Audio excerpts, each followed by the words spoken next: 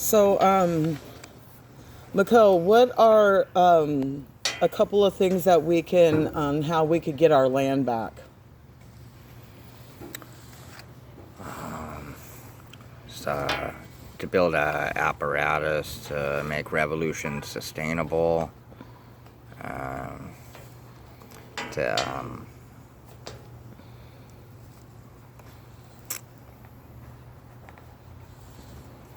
build power,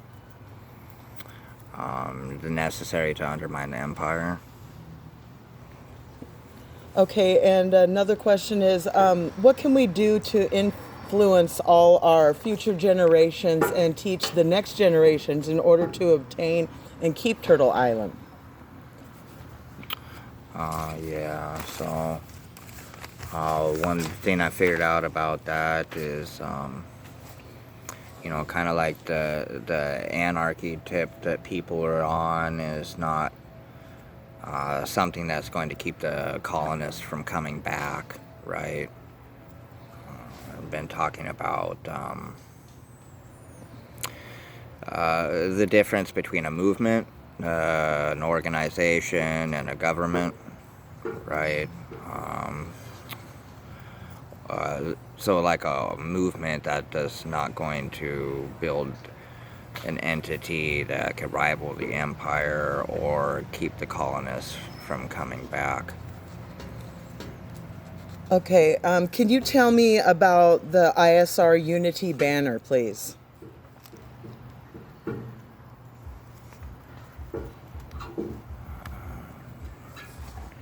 Yeah, so the ISR Unity banner is a way for other smaller organizations or large ones to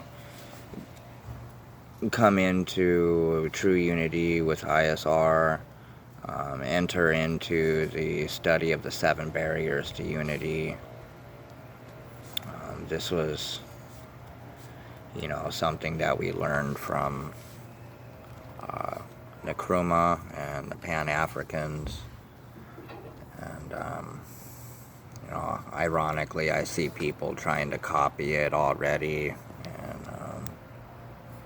but they don't really grasp the full meaning of it. It's an imitation of unity. Because as Kwame Ture say, unity is what you're for, not what you're against. So it has to be. And they'll probably copy me on this too, but that's why we have the 7 barriers of unity clearly listed. Okay, Mako, what was the question again? the question was, can you tell me about the ISR Unity banner? Yeah, right, because I should take each of these questions probably a little deeper if I can. So the process to make that happen is called the Unity Congress.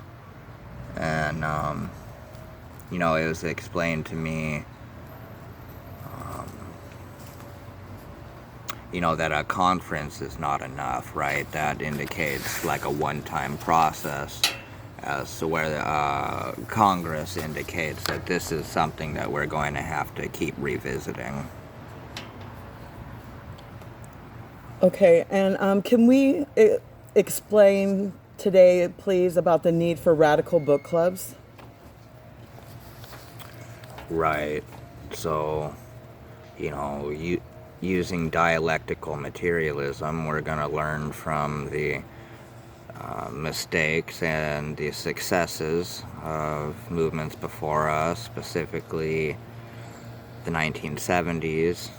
And so something that was prevalent at that time period that is missing from now, the new left, as I like to call them, and I find that amusing. Whatever, I hope it gets their heckles up that I'm implying that there's a new left, and there is.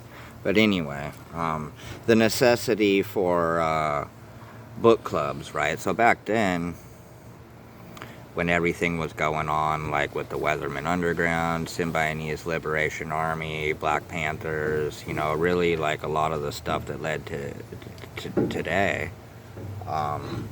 This was coming from your Marxist, Leninist, Maoist book clubs, like your really radical book clubs, and that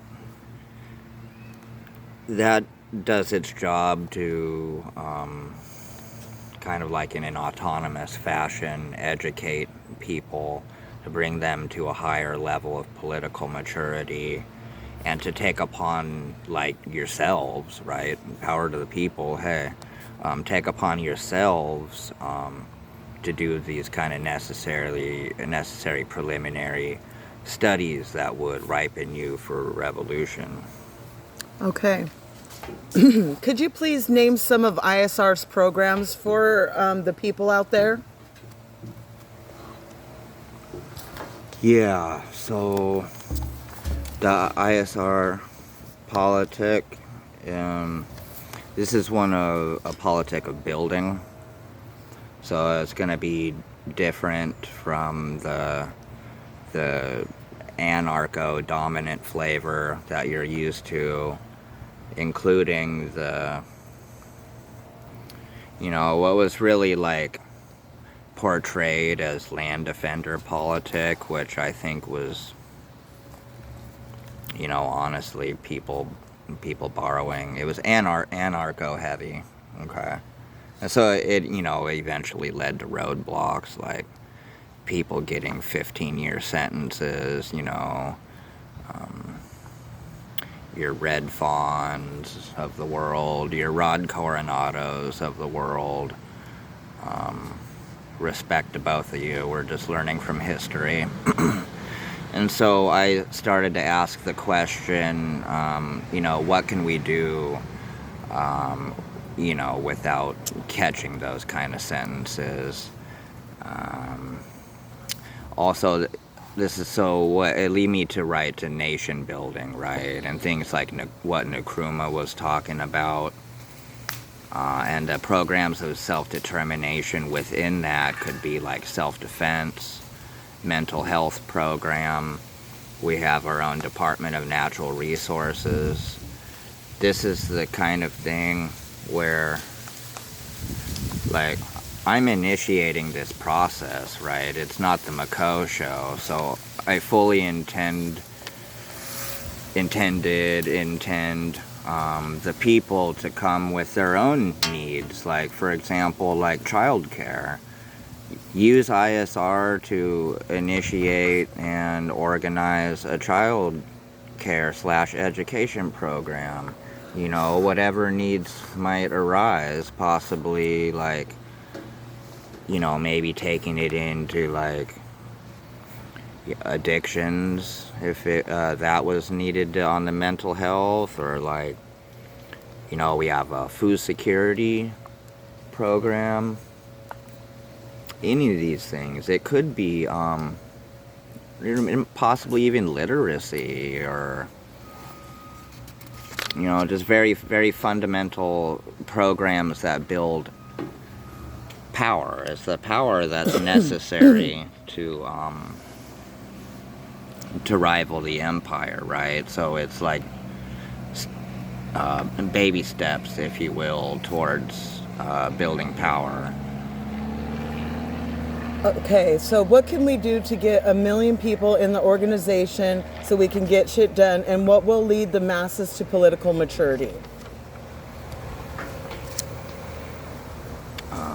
Okay, so first it's going to be, we're right back at education, really. I think folks wish they were, you know, ready to just take action, but they're putting like the cart before the horse, and they're dodging what the people have been reluctant to do, and that's actually build an organization, in this case a hyper organization, a government, to make this stuff sustainable. So recruiting, right? That really come down to recruiting and First off, the understanding of the need to be in an organization. So again, we look to Kwame Ture on this one. He says that, that revolution is not something that an individual is going to be able to do by themselves. There are no Rambos. He goes on to say all of the greats from before were in organizations. Malcolm X is kind of the model where one organization wasn't even enough for Malcolm. He formed two powerful organizations. Beautiful. Okay. And can you describe the current political climate and where the masses are at, please?